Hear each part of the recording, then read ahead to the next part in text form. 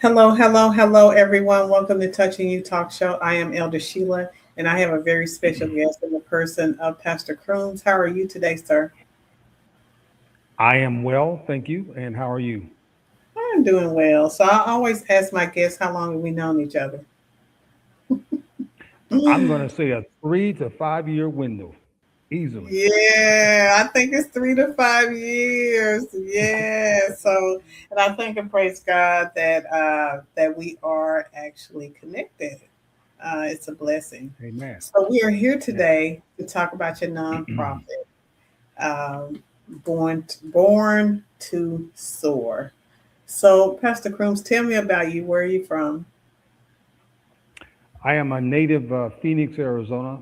Um, Actually, just relocated back to Phoenix after several years. I'll just say it like that. Or, as I like to say, many, many moons.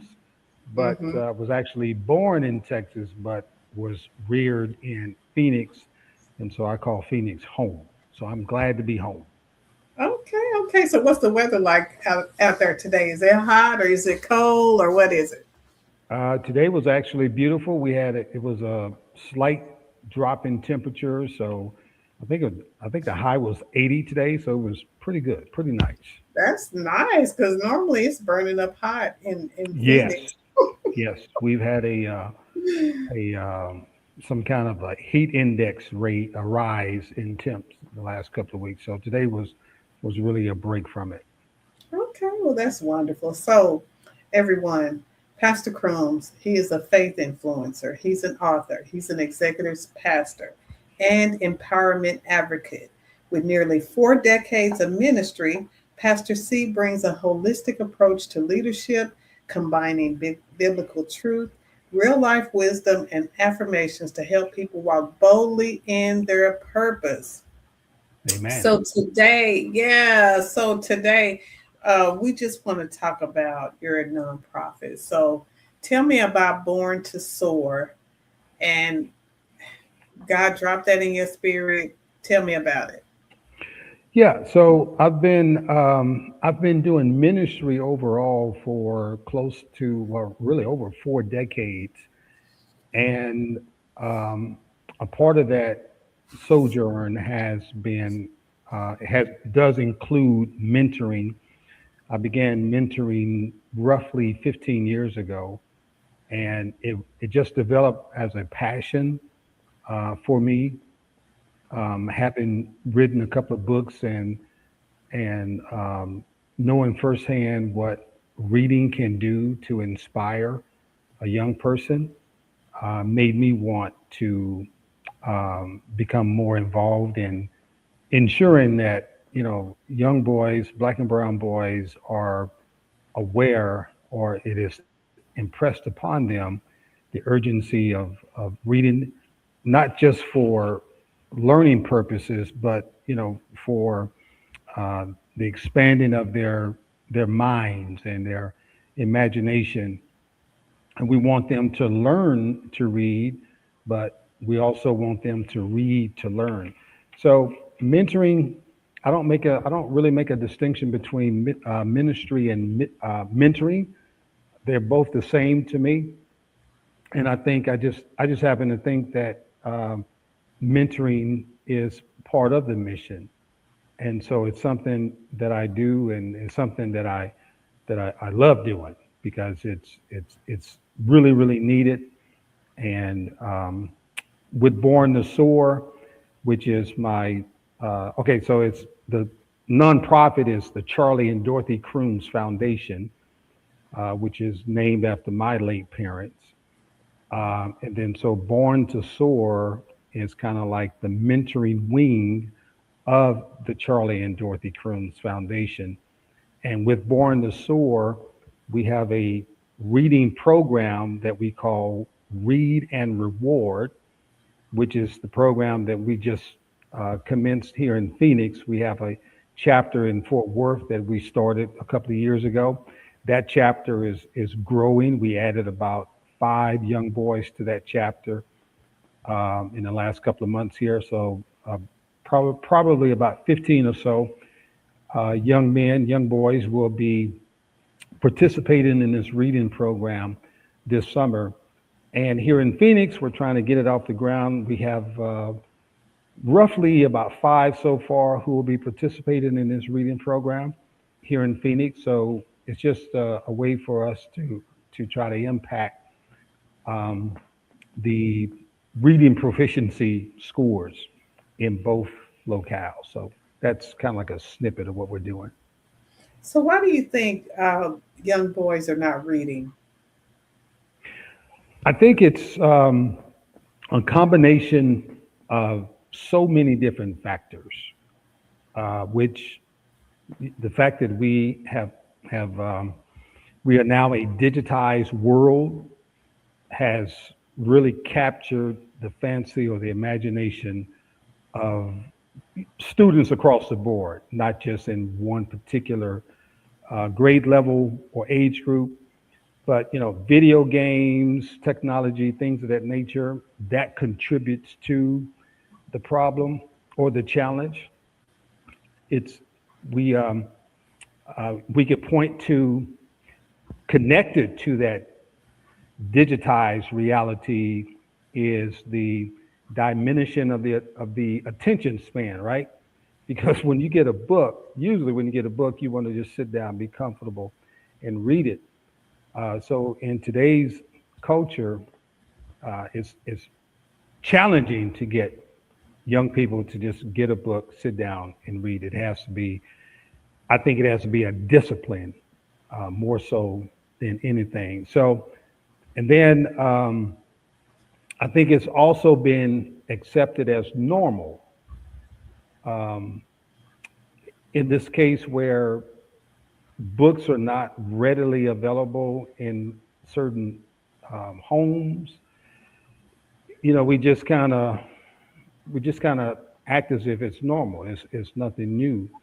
But I think the biggest um, reason that I point to, and again, I've been doing it for close to 15 years, is that there is a what I call a lack of reading consciousness in our community in terms of homes and things of that nature, where reading appears to be divorced from the entire developmental process. And so, what this leads to, in my opinion, I'm not an expert, I'm just an observer, and I'm someone who's quite concerned. And having observed this trend for so long now in both school settings and in mentoring settings, is that this lack of reading consciousness results in an academic, civic, and even an intellectual void. Because we know that reading develops higher thinking.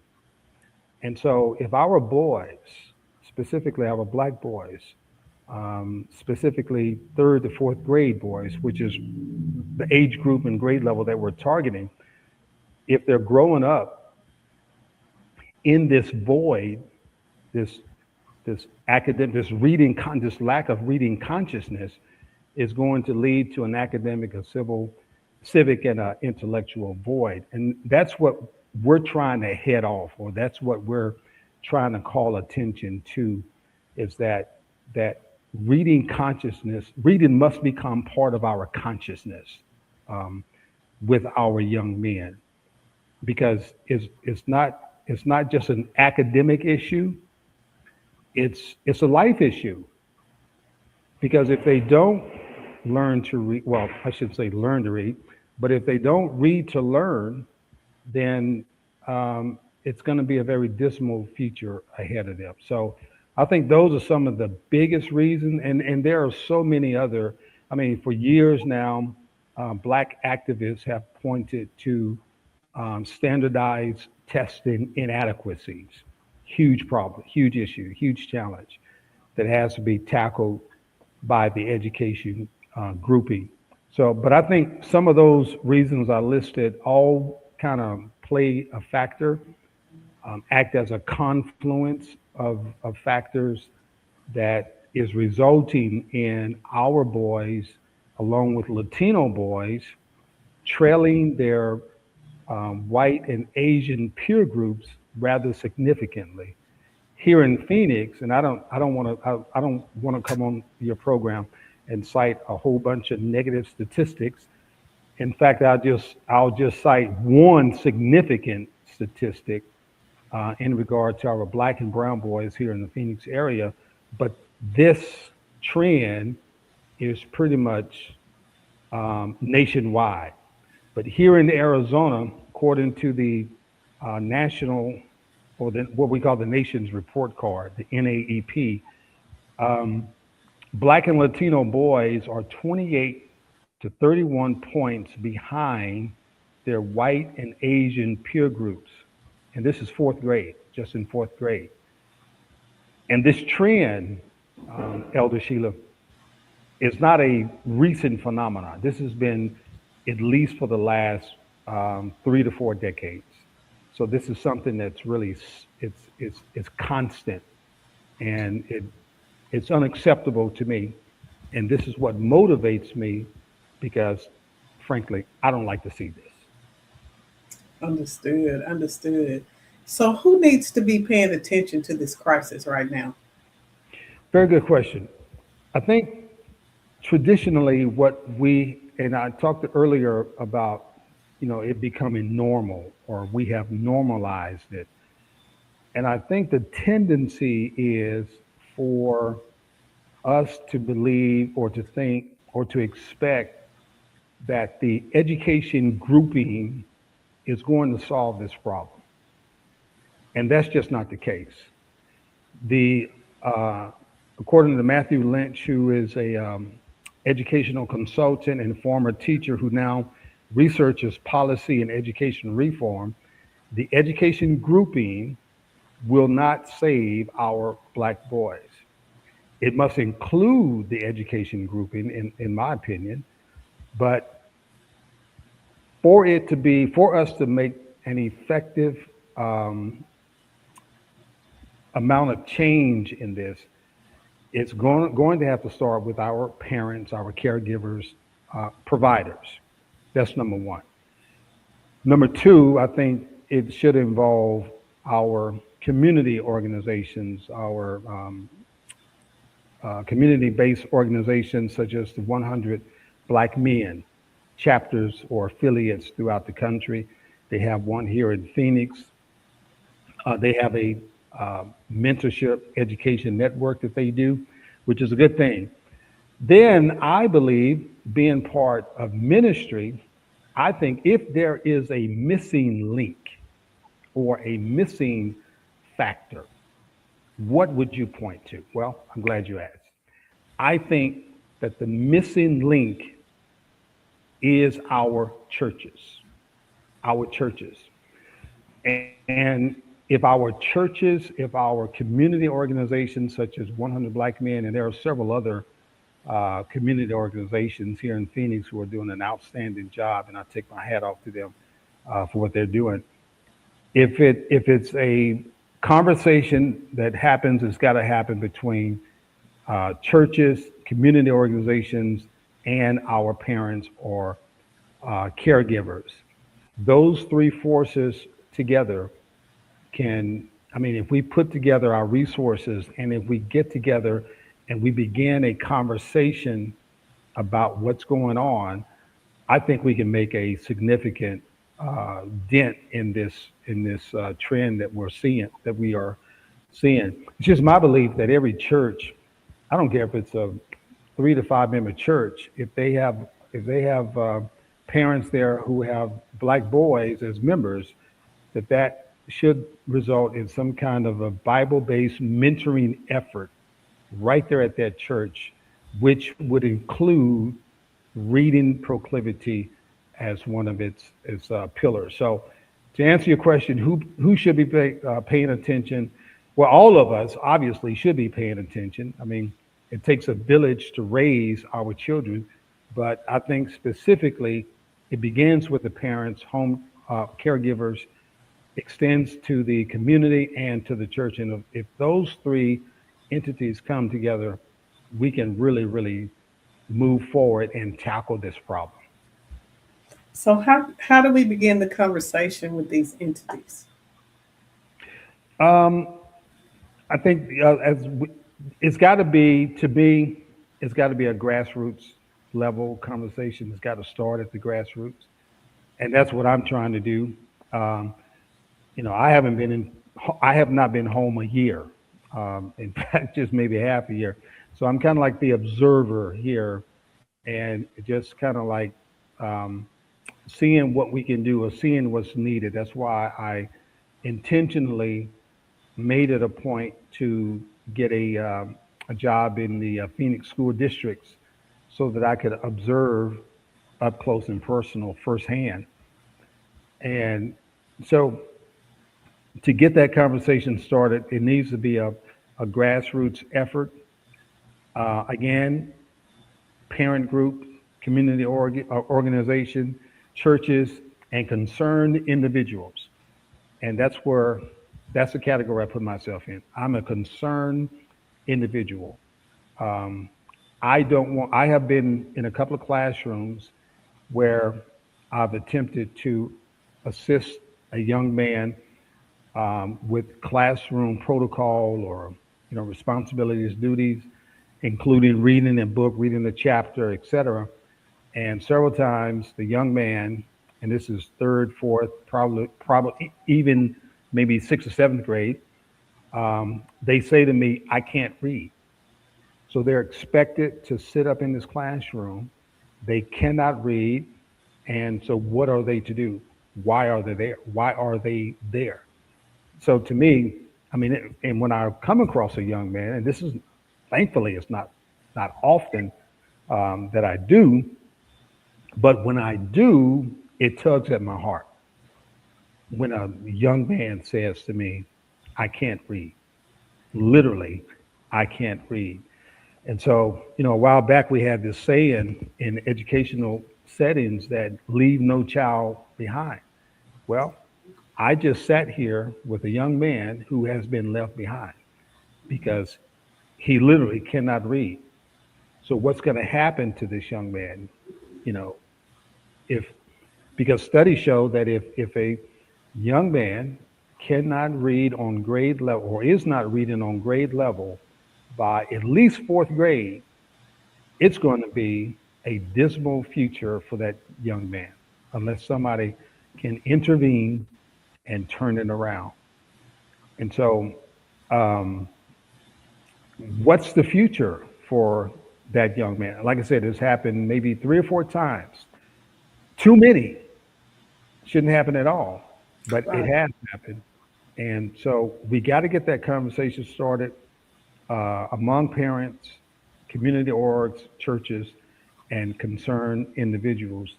Why? Because if they're like me, we love our boys, we love our young men, and we want them to succeed. And I think about what W.E.B. Du Bois wrote um, in the early part of the 20th century. He talked about a talented tenth, and Du Bois envisioned a just 10%, a tenth of the black working class back then that will accelerate a rise to the top for the black race in terms of education, classical education, things of that nature. And so, if we were to revisit that notion of the talented tenth in 2026, what would it look like? Because now we face the colossal task of serving our economically disadvantaged families.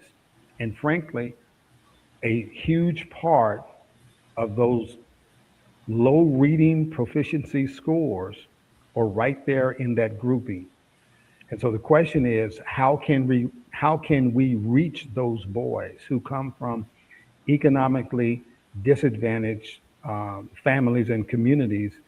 And what if, in the spirit of W.E.B. Du Bois, what if just 10% of this group improve their reading proficiency scores? What if 5%? What would it look like? I think that it would be a seismic. change, but we got to reach them some way somehow. And I think that's the first step is that grassroots conversation between the entities that I mentioned earlier. So tell me about this thing where you're paying black boys, black and brown boys to read. I'm going to share my screen. Tell me about that. Read and reward, yes, that is that's one component of our Born to Soar program. The other components are mentoring, civic activism, and oracy, which basically we want them to speak well. But the Read and Reward program is a free summer reading program in which we are challenging third to fourth grade boys. That is, boys who are entering the third to fourth grade this coming school year, 2026. They're going to read a book that we have pre selected.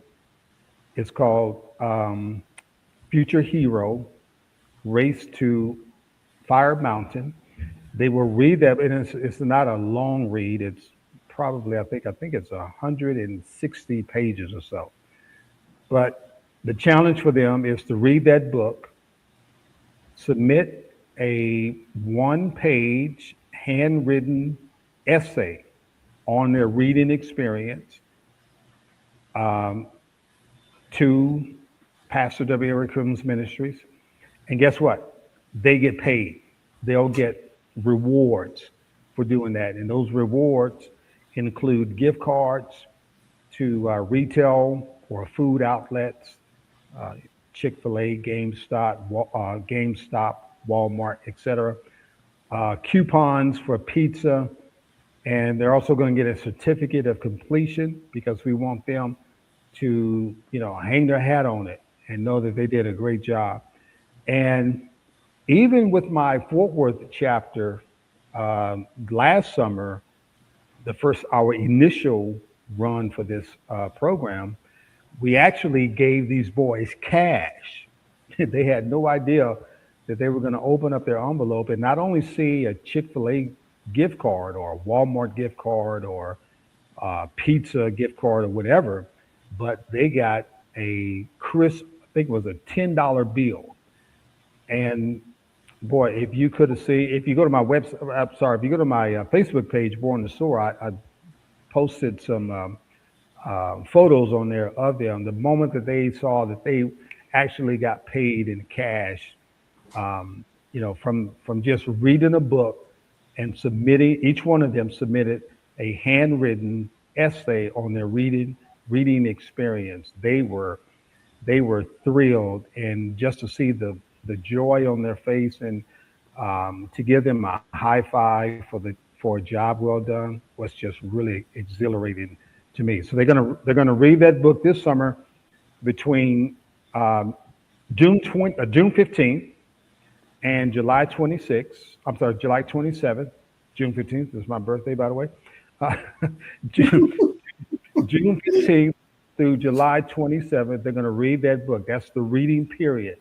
We're giving them about 6 weeks to read that book, and then they must submit a handwritten essay. Nothing on the, no, what is it, chat GPT or whatever you call it, no AI. It's got to Mhm. be pencil and paper. We don't, it. I know a lot of third to fourth graders, they may struggle with writing, but it's okay.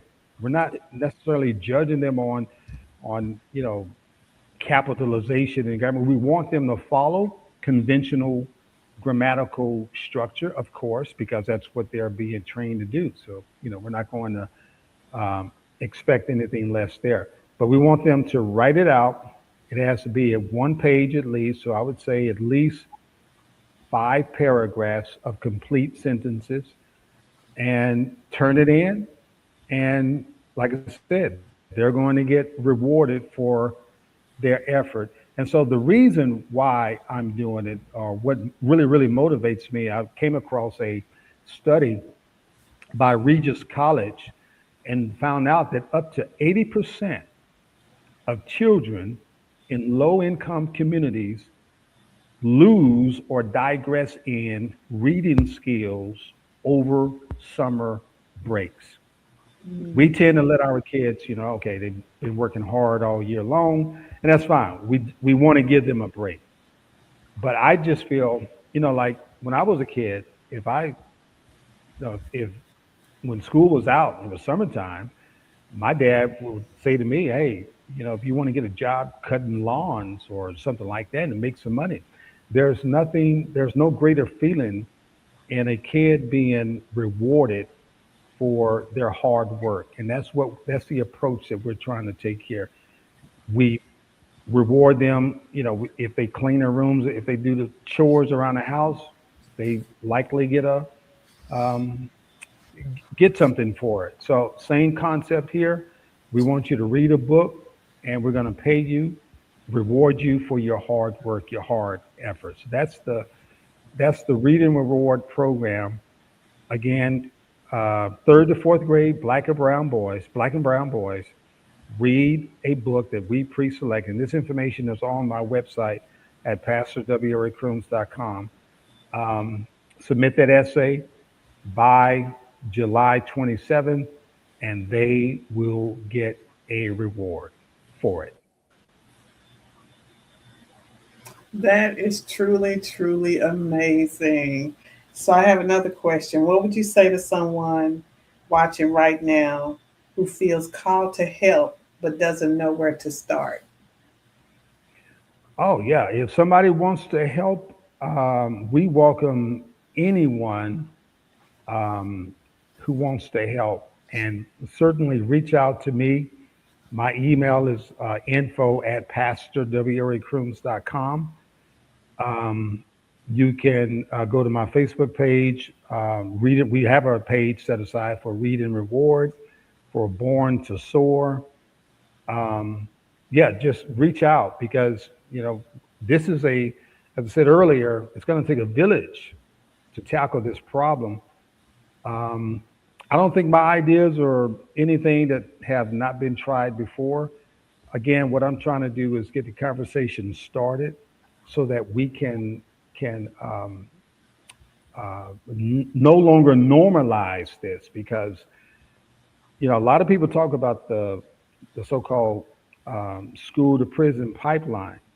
Okay, whatever that is, we need to do what we can do to keep our boys on a steady track toward success. Because we do know that, as I said earlier, if they're not reading on their grade level by fourth grade, and if that problem persists throughout middle school and up to high school, we have a high dropout rate for sure.